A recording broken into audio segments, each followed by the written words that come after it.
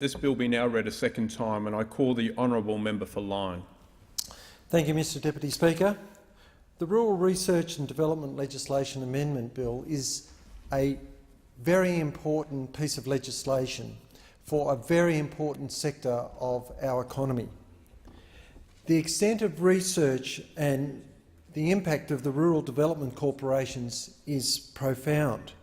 There are 5 statutory bodies run by the government and 10 industry-led bodies, whether it be Cotton Research and Development, Grains and Research, Fisheries Research and Development Corporation, Rural Industries Research and Development, the Grape and Wine Authority, or the industry-led bodies such as Sugar Research, Forest and Wood Products of Australia, Dairy Australia, Australian Wool Innovation, the Meat and Livestock Authority, the Australian Egg Corps.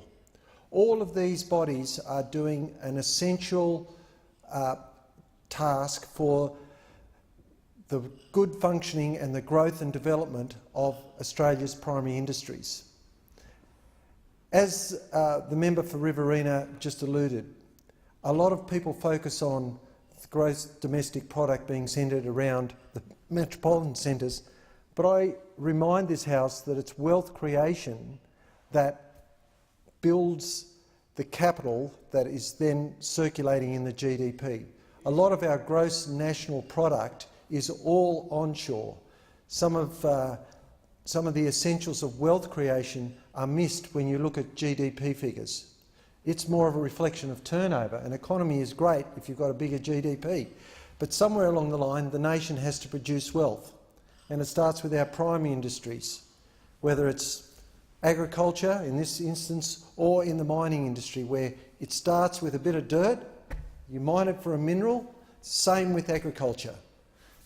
There is making wealth and support for the nation out of the land. I have the utmost respect for people in the rural industries because basically we have the best and the most efficient farmers and graziers and croppers in the world. The amount of production that we put out of this country is enough to feed 60 or 80 million people, way in excess of what we need in this country. And it's in one of the harshest climates in the world. Now, there's been 2 studies showing the benefit of investing in research and development in the rural space. The first one in 2008 and the second one in 2010 confirmed that for every $1 put into research, you get a 5-year return of $2.36. The 10-year return, $5.56 for every $1. And a 25-year return, depending on which study, they were both very similar. One was $11 for every $1 invested, and the other came out at $10.52. So it's a fairly robust analysis. That's why there is such good value in us investing in research, and particularly in this space where we have a competitive advantage over the rest of the world, and doing the research and the development in the agricultural space will help us maintain that, because for every commodity in the world that we sell, there is someone elsewhere in the world trying to sell it, and all our commodities are subject to world commodity prices. So if we can be more efficient and get 10% more protein out of an animal, or get crop yields that are 10 or 15%, that's a bottom line improvement for our farmers and graziers. And it means the farm gate price that they're likely to get is so much better if we've got good product. Now, this extensive network of rural research capacity was set up in 1989, and they're funded by statutory levies, which are matched by Commonwealth funds up to a capped amount for appropriate research activities.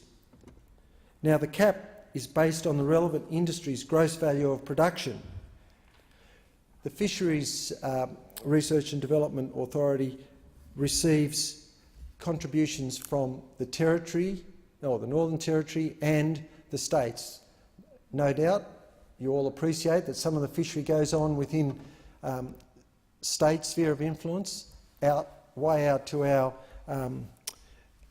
national fishing borders. So this Act will modify some of the workings of this complex set of research and development processes.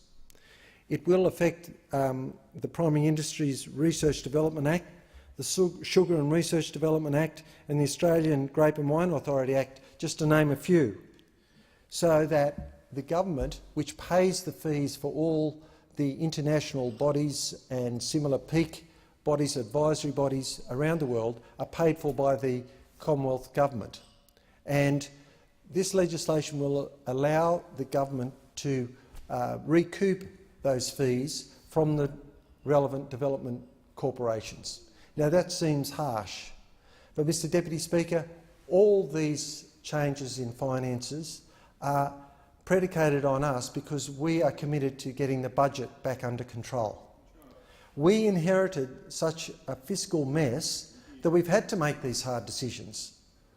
But the fees that are payable are considerable, and every portfolio has to do its part. There are changes across all levels of government, whether it's social security or health or rural research and development.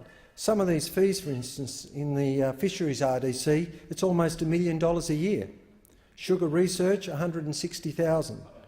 Grape and Wine Authority, $110,000. The Grains RDC, $150,000. Cotton, $95,000.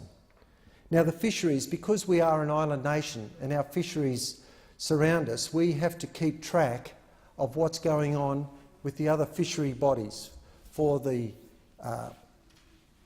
information about the actual fish stocks. Most of the fish that we catch migrate around the great oceans of the world. So if we're not in tune, or our responsible authorities are not in tune with the Pacific Island nations and what they're doing with their fisheries, and in the Indian Ocean and in the Great Southern Ocean, our fisheries will suffer if we aren't hooked into them, making sure that whilst we're doing a good job in our minimising our harvest rate so that we've got a sustainable fishery stock, if our neighbour nations and states don't apply similar restraint, our fishery areas will eventually suffer. So that's why it's so important that the fisheries are members of so many organisations. But unfortunately, we in the government have to fund all this research, and we have been put in the red by the previous government.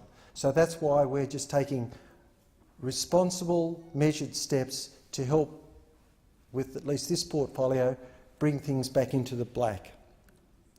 Now, not only are we funding these statutory bodies with the funds that I've mentioned, they are matched dollar for dollar by the industries, or they match the money that the industry bodies raise.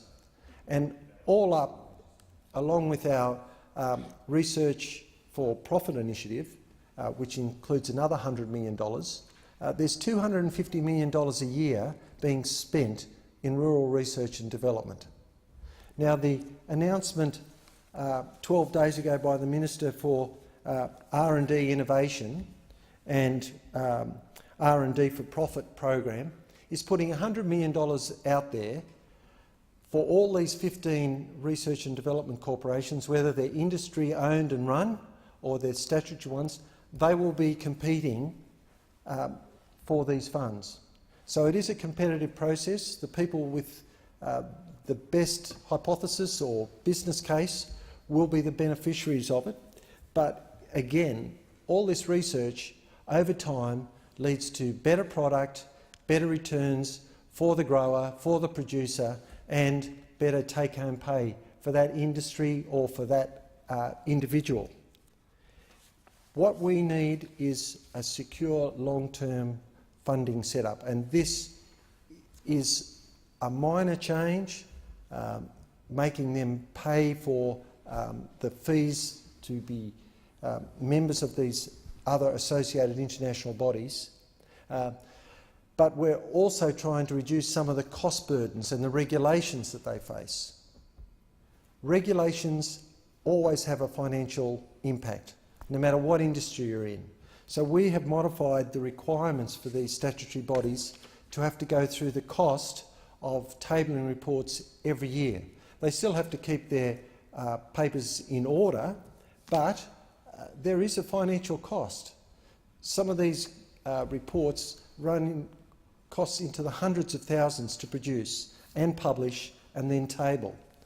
And in a way, we are saving them on a recurrent basis quite a lot of money in a cumulative sense.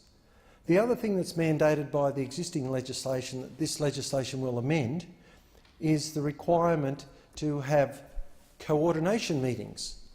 Now, what do we want? Do we want to have meetings for meeting's sake, or do we want these R&D corporations to go out there and do research and development?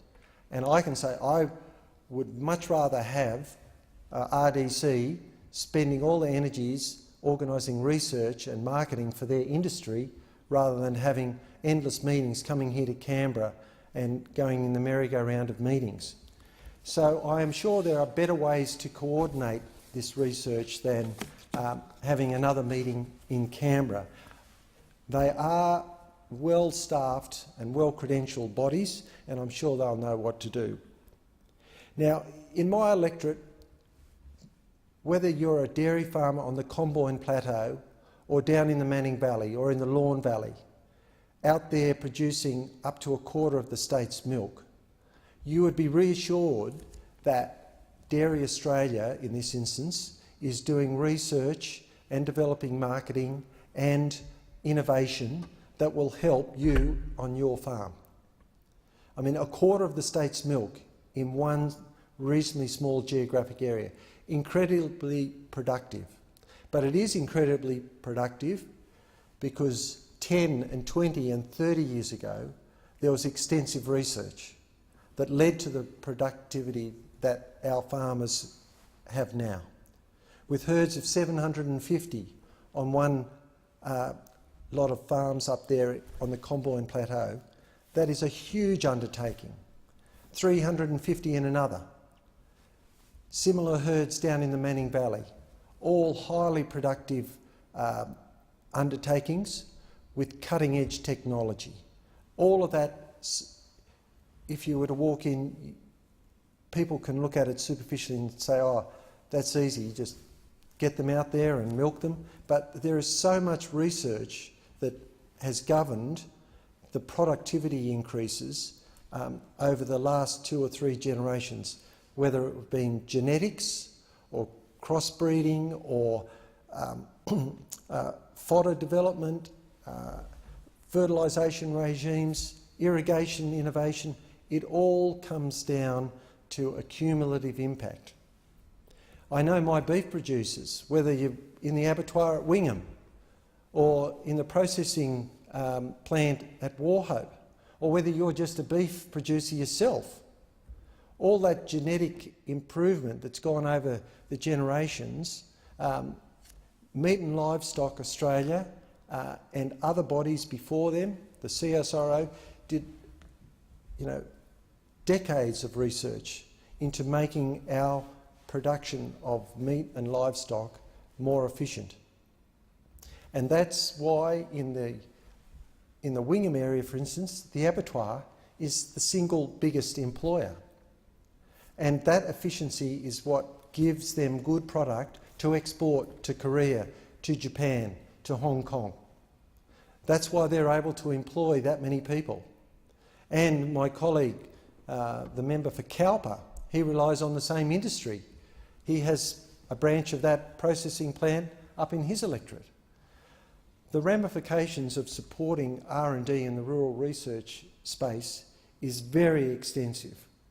It increases profitability and not just for those businesses. Warhope Township, it relies on a lot of the small-scale and larger-scale producers coming into town, shopping at the co-op. There's several agricultural producers there.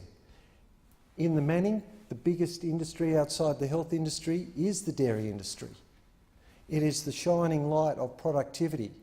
They've had to be so efficient because they've had to deal with low commodity prices in the daily fresh milk market, which, as we all know, has been subject to some very difficult trading conditions. I thank the honourable member for line. The Thank you very question much. is that this bill